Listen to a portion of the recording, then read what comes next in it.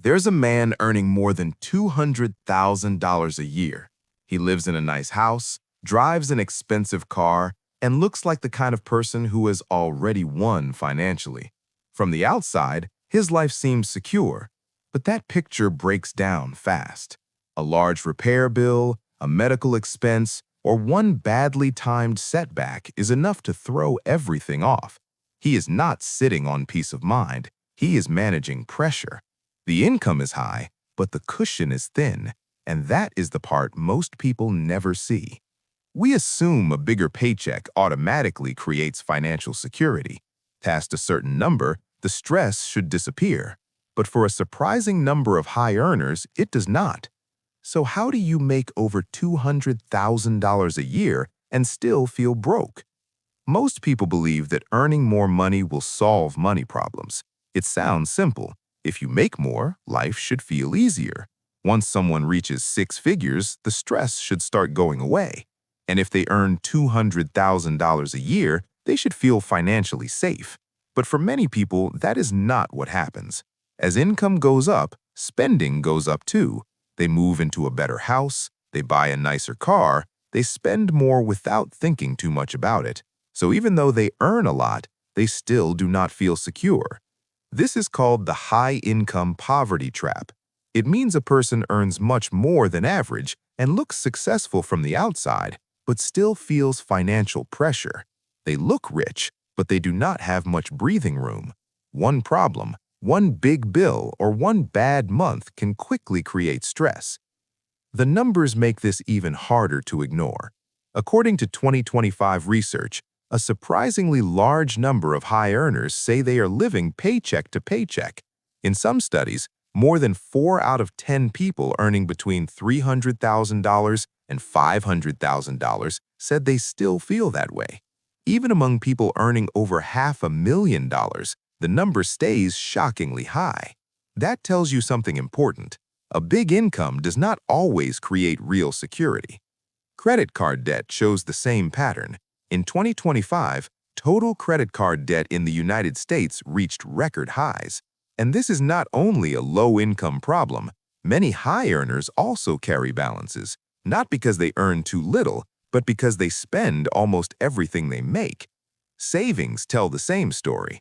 The personal savings rate stayed very low, even while many salaries remained strong. So the real problem is not always low income. Very often, the real problem is low margin. People earn a lot, but they leave themselves very little room. The trap usually does not begin with one huge mistake. It builds slowly. Someone gets a better job and starts earning more.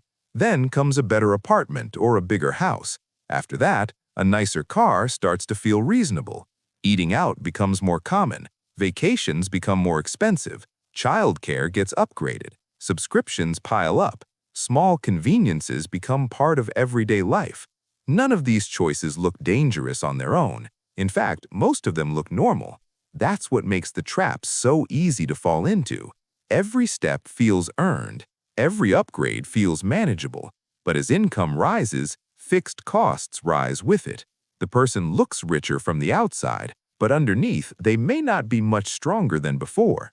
The trap is not built by one reckless decision. It's built by many normal decisions made over time. There's another reason this happens. People do not only spend more because they can, they spend more because the world around them changes. Their friends earn more. Their coworkers live a certain way. The standard of what looks normal starts to move upward. Expensive things stop looking expensive when everyone around you treats them like everyday life. Social media makes this even stronger.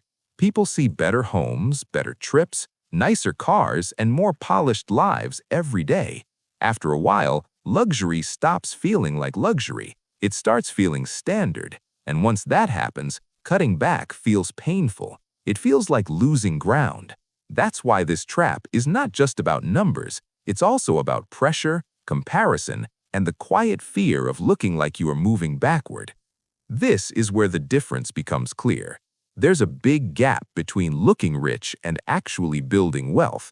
One person drives the luxury car, wears the expensive watch, and lives in the house that gets attention. From the outside, that person looks successful. Another person may drive an older car, live below their means, and quietly invest year after year. That person may look ordinary, but they're the one building real freedom. The people who look wealthy are often not the same people who are becoming wealthy. One is spending money to create an image. The other is keeping money to create options. One is focused on appearance. The other is focused on ownership.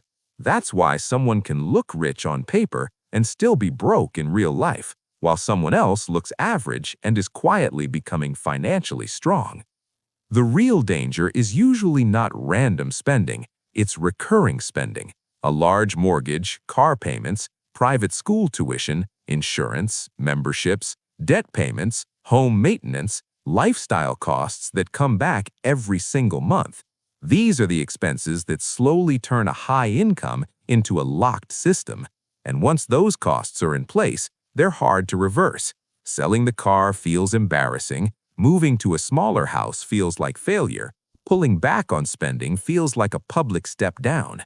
That's why even people with large paychecks can feel trapped.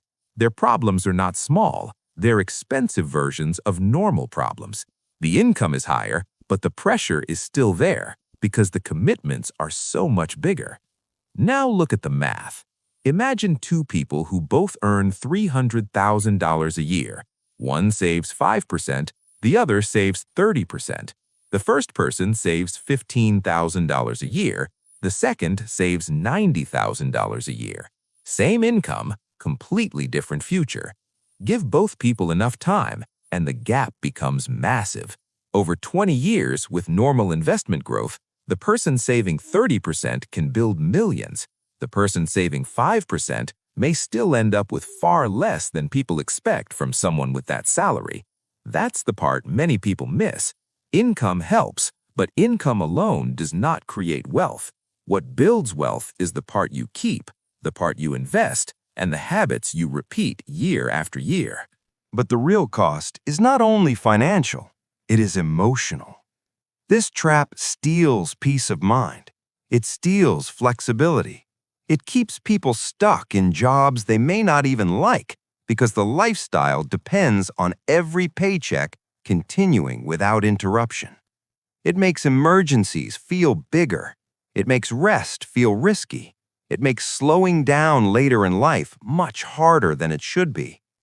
That is why someone can earn a lot and still feel constant pressure. Their money comes in, but most of it is already claimed. Bills, obligations, and lifestyle costs take it before it has a chance to become freedom. The problem is not that they have nothing. The problem is that very little of their high income has turned into real security, real ownership, or real choice. The high-income poverty trap is real, and it explains why so many people can earn impressive salaries and still feel financially weak. More money by itself does not fix financial stress. Looking successful is not the same as being secure. A bigger paycheck means very little if every raise turns into a bigger lifestyle. The people who escape this trap usually make a different choice early. They do not let every extra dollar become a new bill. They stay more intentional. They keep more of what they earn.